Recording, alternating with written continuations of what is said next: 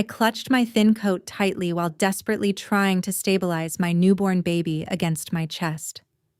My name is Heidi. I am 26 years old, and standing before my own front door felt like stepping into a nightmare. The heavy wooden entrance suddenly swung open to reveal my younger brother glaring at me with absolute hostility. He completely ignored my pale face alongside the obvious exhaustion radiating from my fresh surgical wounds. "Resting at the hospital is more than enough. Put the baby in the crib, then get to the backyard to prepare the barbecue for everyone right now," he shouted without a single ounce of empathy. My parents stood directly behind his shoulder with their arms crossed while completely supporting his cruel behavior. They coldly disregarded their newborn grandchild while giving me a stern look that demanded my immediate obedience to his ridiculous orders.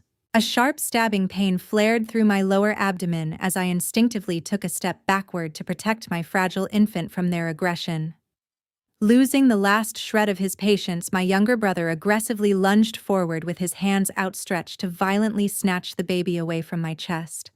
Right at that terrifying second, a commanding figure stepped onto the porch directly from the shadows behind me. My husband swiftly raised his arm to block the aggressive assault with a chilling intensity that instantly froze the entire room. My ungrateful family was about to face the ultimate consequence for their cruelty, but they were still too blinded by their arrogance to realize the severe danger approaching them. Do you believe a biological family could be heartless enough to force a recovering mother to cook for their party? Please subscribe to our channel right now to witness the satisfying punishment that follows this domestic nightmare. 4 days before I had to face that ruthless situation at the front entrance, my daily life in Little Rock had already devolved into a suffocating cycle of absolute control. I had originally invited Dad, Mom, and Cameron to live with me in the spacious suburban house that Marcus purchased before his extended business trip. My genuine intention was to provide them with a comfortable environment while my husband was away managing his company overseas. However, they immediately twisted my hospitality by treating me like an unpaid servant whose sole purpose was facilitating Cameron's incredibly lazy lifestyle. They comfortably settled into the guest rooms while systematically shifting every single household responsibility onto my heavily pregnant shoulders. The tension escalated significantly when Cameron suddenly decided to host a massive weekend barbecue party for his loud friends without asking for my permission. To make matters worse, he arrogantly dismissed our regular gardener so he could pocket the maintenance money to fund his own personal entertainment. This selfish decision left our sprawling backyard in a complete mess just days before his planned gathering. Instead of doing the physical labor himself or hiring a replacement, he forcefully assigned the entire landscaping cleanup to me. His tyrannical behavior crossed a physical boundary yesterday afternoon when I was struggling to walk across the living room due to my severe pelvic pain.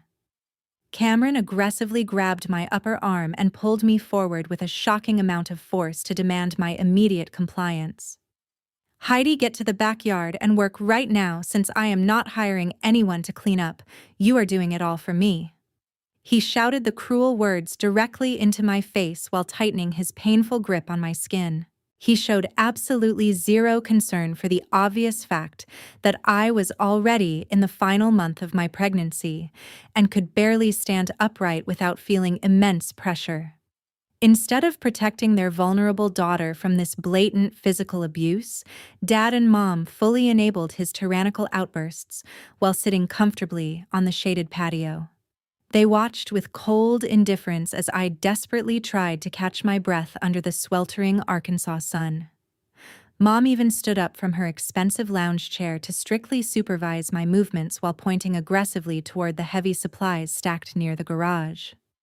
"Don't use your pregnancy as an excuse to avoid work. Drag those charcoal bags to the corner of the yard quickly," she commanded with a harsh tone that shattered any remaining illusion of maternal love I still held on to. Forced into submission by their combined hostility, I spent the next 3 hours painfully bending down to drag massive bags of charcoal across the rough concrete.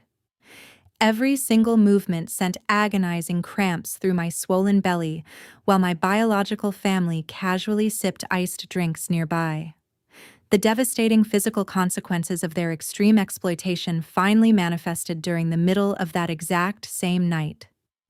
I jolted awake in my dark bedroom with a terrifying, localized pain radiating through my lower back just moments before my amniotic fluid completely ruptured. Panic instantly seized my exhausted body as I desperately dragged myself out of bed to bang loudly on the doors down the hallway.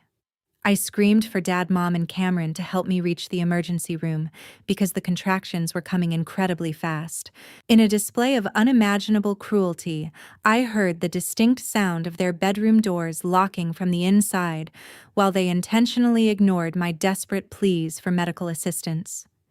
They deliberately chose to prioritize their uninterrupted sleep over the physical survival of my vulnerable unborn child. Left with absolutely no other option, I had to bite my own lip to suppress my agonizing screams while slowly navigating myself into the driver's seat of my car. I somehow managed to drive through the deserted streets of Little Rock while experiencing blinding pain, eventually arriving at the hospital just in time for an emergency surgical delivery. The steady, rhythmic beeping of the electronic heart monitor finally pulled me from a deep, medically induced sleep the very next morning.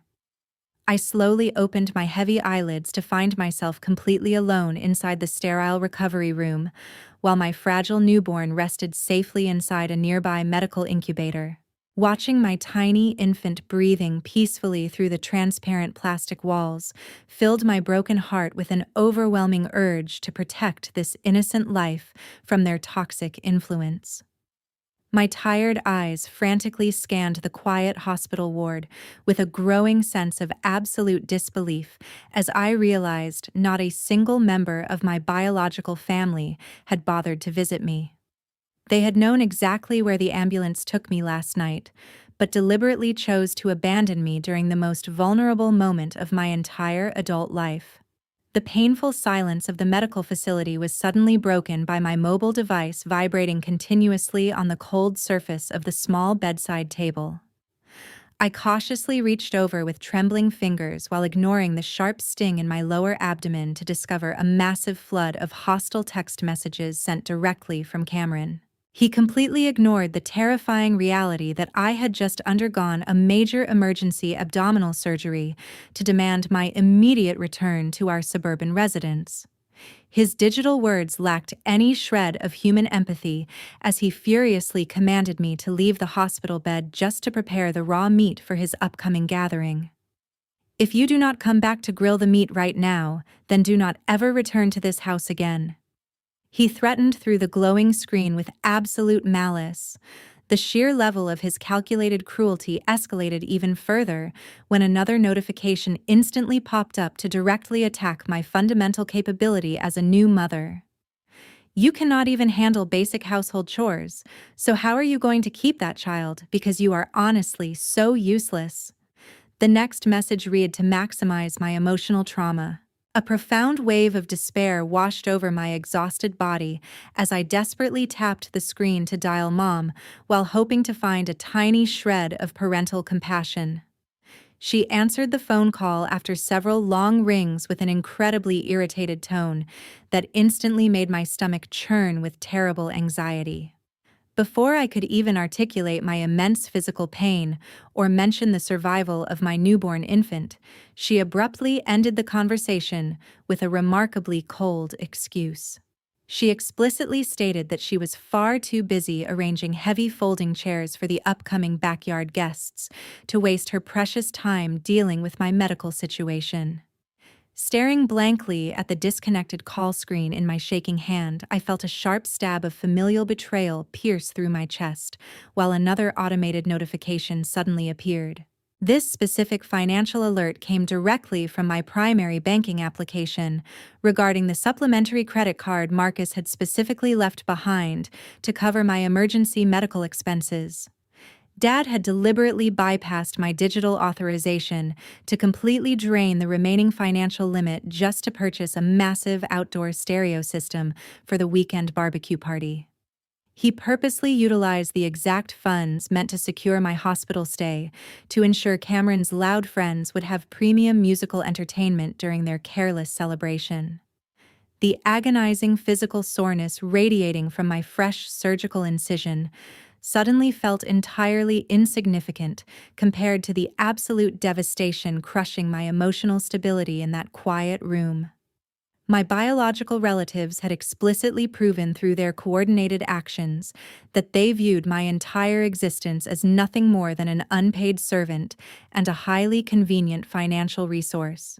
They intentionally prioritized a meaningless backyard social event over the physical safety of their own daughter, who was currently struggling to recover from a massive physical trauma. I remained completely frozen on the uncomfortable hospital mattress, while the harsh reality of their parasitic nature permanently destroyed my lifelong illusion of unconditional familial loyalty. Wiping away a single tear from my pale cheek, I silently vowed to never let these manipulative people inflict their financial or emotional cruelty upon my vulnerable child. Late Tuesday night, a relentless series of severe lower abdominal contractions kept me completely awake, while forcing my exhausted mind to confront an incredibly cruel reality. The heavy wooden door of my sterile recovery room quietly pushed open to reveal my best friend Nina, carefully carrying a large woven bag packed with warm newborn clothing. She gently placed the colorful knitted items onto the rolling bedside table, before her eyes accidentally caught the brightly illuminated screen of my smartphone resting directly nearby. Those barbaric digital threats recently sent by Cameron were still clearly visible on the cracked display, instantly capturing her full, undivided attention. Reading the calculated emotional abuse right in front of her eyes caused Nina's facial expression to rapidly shift from gentle maternal concern into a state of absolute, unyielding outrage. Staring blankly at the acoustic ceiling tiles above my medical mattress, I suddenly realized my greatest fear was no longer the intense physical agony radiating from my freshly stapled surgical incision. A profound sense of paralyzing terror entirely consumed my racing thoughts whenever I mentally pictured carrying my defenseless infant back into that toxic suburban residence. The terrifying prospect of exposing my newborn child to their relentless psychological manipulation heavily outweighed any physical discomfort currently ravaging my healing physical body. Nina firmly grasped my trembling hands with both of hers while fiercely demanding that I permanently terminate this destructive, lifelong cycle of enabling my abusers. She adamantly refused to let me formulate any more pathetic excuses for the exact same people who had intentionally endangered my life just to facilitate a careless backyard gathering. How long are you going to let them physically torment your recovering body and continuously threaten the safety of this innocent baby? She demanded with a passionate intensity that echoed through the quiet hospital ward. Hearing her fiercely protective tone finally shattered the lingering remnants of my deeply misplaced familial loyalty. I slowly reached for my mobile device with violently shaking fingers while gathering every single ounce of courage remaining inside my thoroughly broken spirit. Without allowing myself another second of paralyzing hesitation, I dialed the specific international number directly connecting to Marcus, who is currently attending an important corporate conference overseas. Hearing his familiar deep voice answering through the distant static connection instantly broke the fragile emotional dam I had been meticulously building since the traumatic emergency surgery. I openly sobbed into the plastic receiver while comprehensively detailing the entire horrifying truth about the systematic exploitation actively occurring inside our shared residential property. I thoroughly explained exactly how my biological relatives had relentlessly manipulated his financial generosity while simultaneously subjecting my heavily pregnant body to dangerous physical labor under the blazing sun. A chilling silence heavily descended upon the secure international phone line as he carefully processed the immense magnitude of their deception alongside the severe physical danger currently surrounding his newborn child. When he finally spoke again, his deep baritone voice vibrated with an unprecedented level of cold paternal fury that I had never once witnessed throughout our entire marital relationship. He was utterly appalled to learn his vulnerable wife was struggling to recover from major abdominal trauma, completely isolated, while the culprits continued celebrating their stolen financial resources. Instead of shouting uncontrollably into the microphone, he maintained a terrifyingly calm demeanor while meticulously formulating a legal and physical strategy to completely dismantle their comfortable parasitic existence. He firmly instructed me to remain securely inside the protected hospital ward, while strictly prohibiting me from answering any further communication attempts from the people currently occupying his house. I am booking a private flight to come back right now.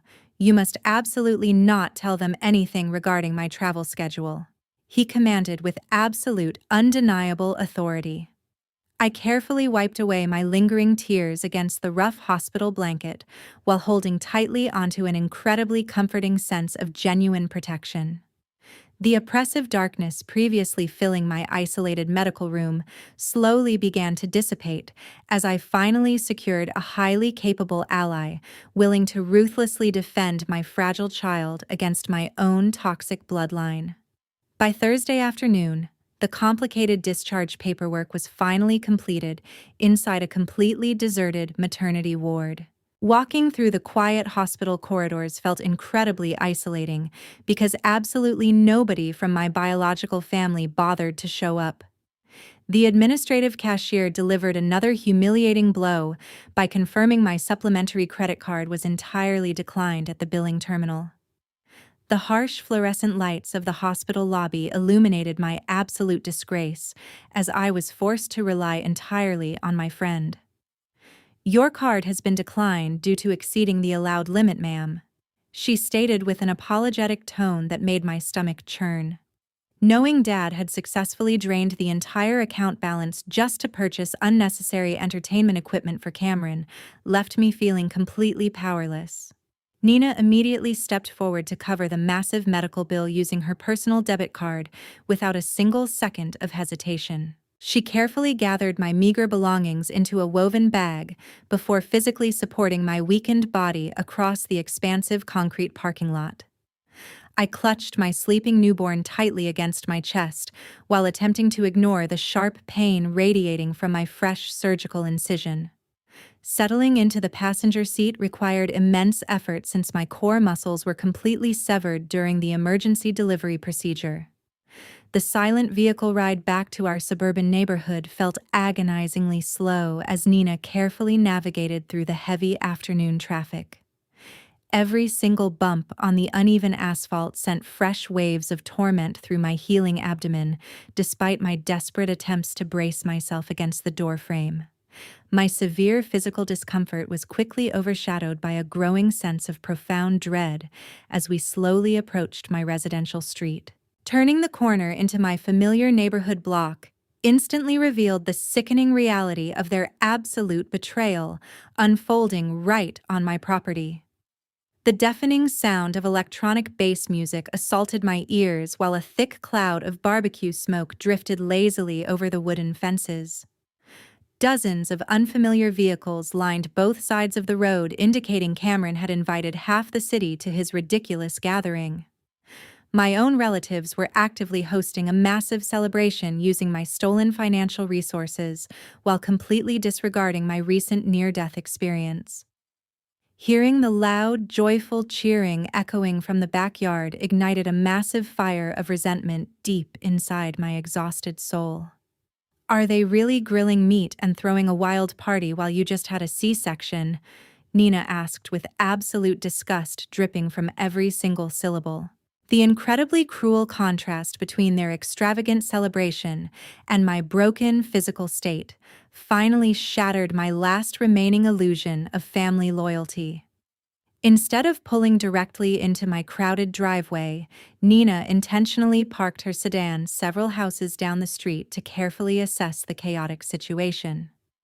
She turned off the engine while offering to call the local authorities to shut down the unauthorized gathering immediately.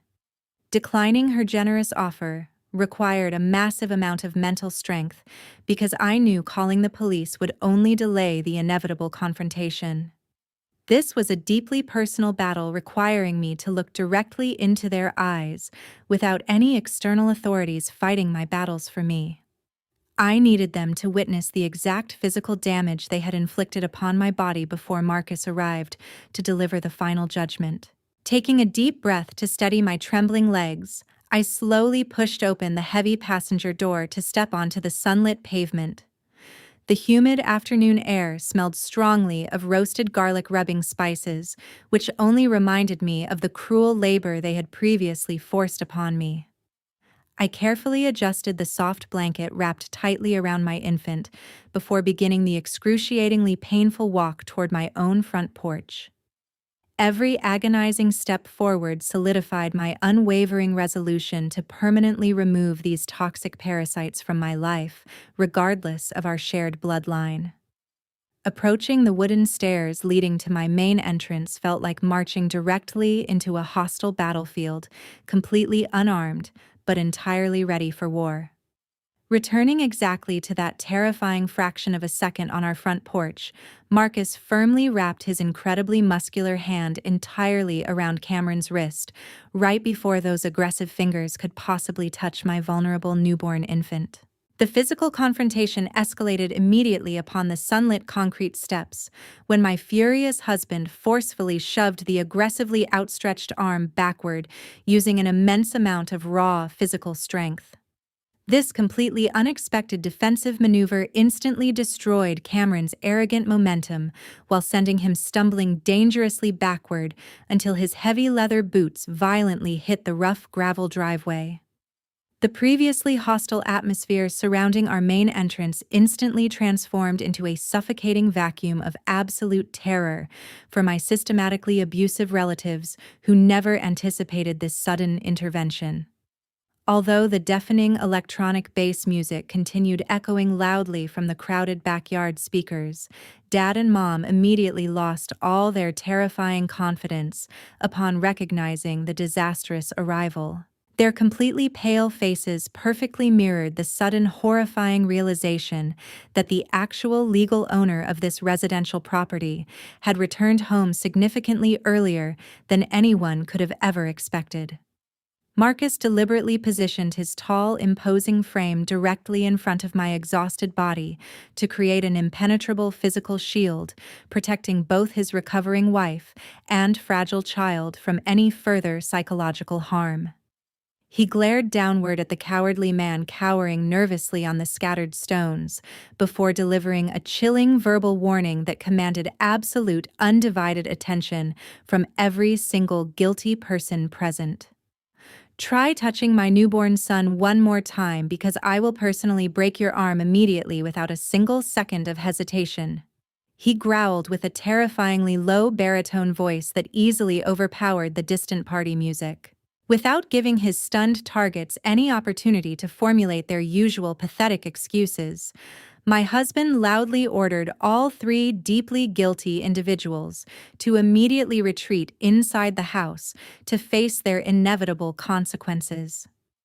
Everyone step back into the living room right now so we can finally settle this completely unacceptable situation inside, he commanded while pointing firmly toward the open wooden doorway with unquestionable authority. I clutched my peacefully sleeping baby incredibly tightly against my chest, while cautiously following directly behind Marcus's highly protective shadow into our familiar suburban residence. Stepping over the front threshold instantly revealed a completely disgusting domestic scene, since the entire interior space reeked heavily of spilled alcohol while overflowing with scattered garbage from their careless ongoing celebration. Discarded plastic beverage cups covered the expensive hardwood floors, while the premium living room furniture Marcus originally purchased had been pushed carelessly aside to accommodate their unwanted drunken guests. Watching my biological family members slowly back away from my husband confirmed that their temporary reign of psychological terror over my daily existence had officially reached its permanent conclusion. Right as we entered the ruined living area, My husband's private lawyer quietly stepped through the front entrance directly behind our defensive formation to officially secure the perimeter. The highly professional legal representative maintained a completely neutral facial expression while tightly gripping a heavy black leather briefcase containing every necessary legal document required to permanently terminate their parasitic lifestyle. Seeing this official corporate attorney appearing inside our completely ruined house successfully drained whatever microscopic bit of fake courage Cameron still possessed regarding his earlier aggressive behavior toward me. My parents silently collapsed onto the heavily stained living room sofa while nervously watching the stoic lawyer carefully place the dark briefcase directly onto the center glass coffee table. The massive suburban house felt incredibly tense as the heavy metallic latch of the leather bag clicked open to prominently display a thick stack of printed financial bank records. Every single person sitting inside that unkempt room instinctively knew the upcoming legal confrontation would irreversibly destroy the highly comfortable living situation they had violently stolen from my desperate hands. We patiently waited for the lawyer to extract the official paperwork, while the distant sounds of oblivious party guests completely contrasted the absolute destruction of my toxic biological family dynamic.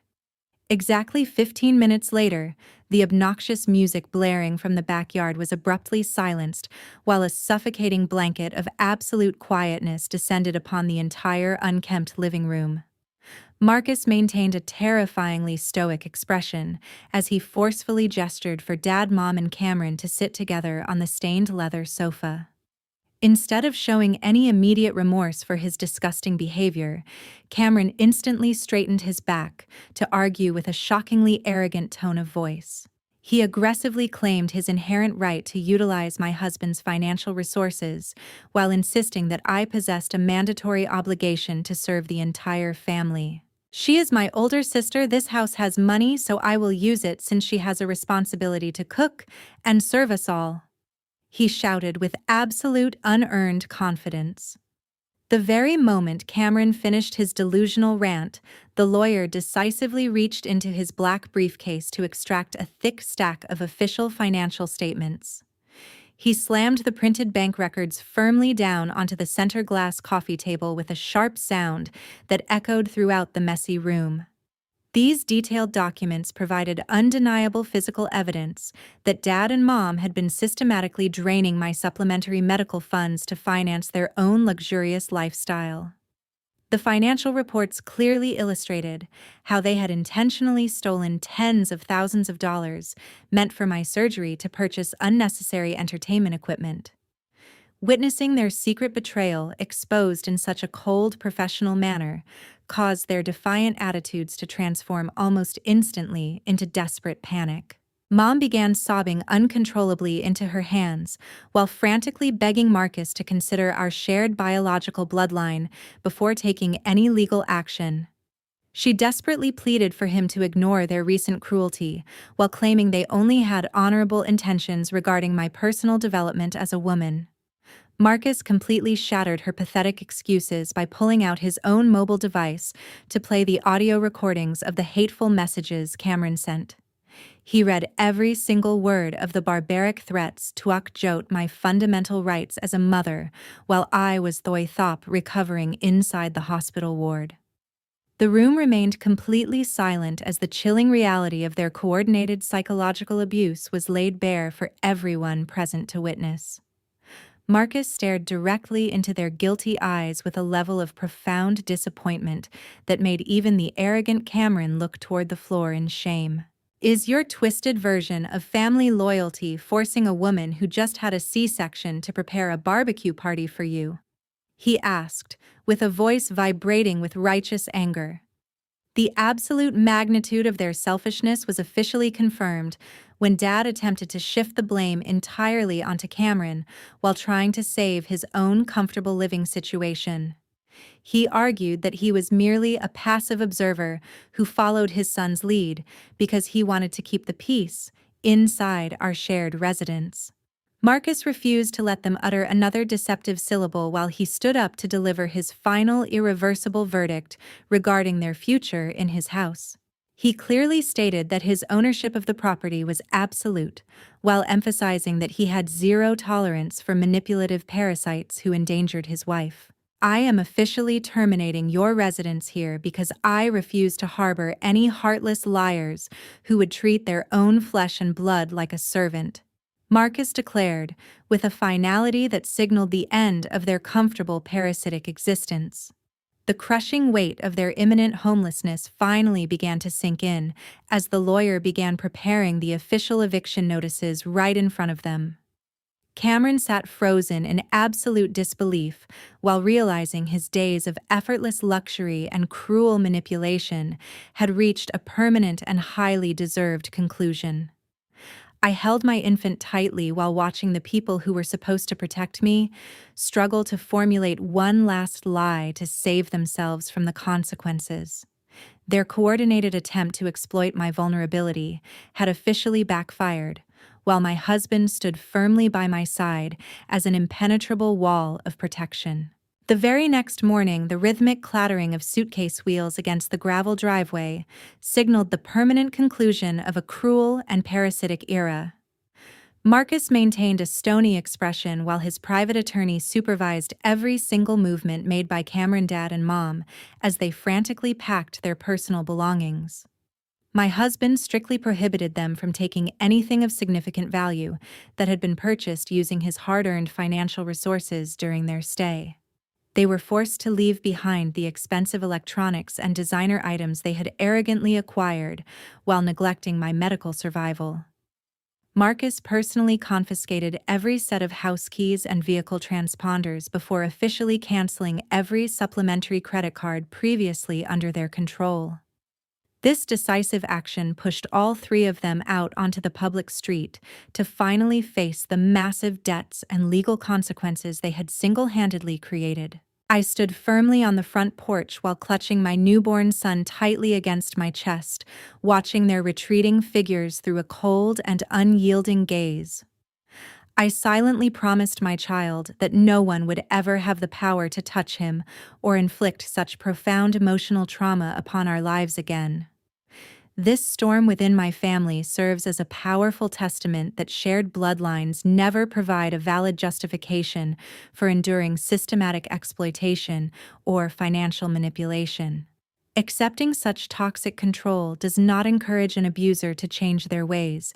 It only serves to permanently erode your personal safety and self-worth. When a domestic environment becomes a dangerous battlefield, establishing firm legal boundaries and choosing total separation is often the only viable method for genuine survival. We produce this narrative specifically for our educational channel to convey a vital message regarding the importance of personal boundaries and rational crisis management through legal means. Our goal is to illustrate how maintaining one's dignity and seeking professional intervention can successfully dismantle even the most ingrained cycles of domestic abuse. Heidi demonstrated incredible courage by making the difficult decision to prioritize her child's safety over maintaining a deceptive sense of familial harmony. The perpetrators in this story are now forced to experience the inevitable reality of their own selfish choices without any further protection from their victims. The core lessons we can extract from this dramatic journey involve the non-negotiable value of self-respect and the necessity of firm boundaries. Sharing a biological connection does not grant anyone the right to bypass your personal consent or exploit your physical labor for their own selfish entertainment. Your inherent worth is never defined by your willingness to suffer in silence, and seeking external support is a sign of strength rather than a betrayal of family. Financial independence and legal awareness are essential tools that every individual must possess to protect themselves from those who view them as a mere resource. We sincerely thank every single one of you for your patience in listening to this intense story of maternal protection until the very final moment. Your continued support allows us to share these powerful experiences that highlight the resilience of the human spirit against manipulation. We truly value your presence here and invite you to become an active part of this important conversation regarding family dynamics. If you found yourself in a situation where your own relatives demanded your labor immediately after a major surgery, would you choose to stay silent or would you call for help? Please share your sharpest thoughts and personal perspectives in the comment section below so we can discuss these realistic challenges together.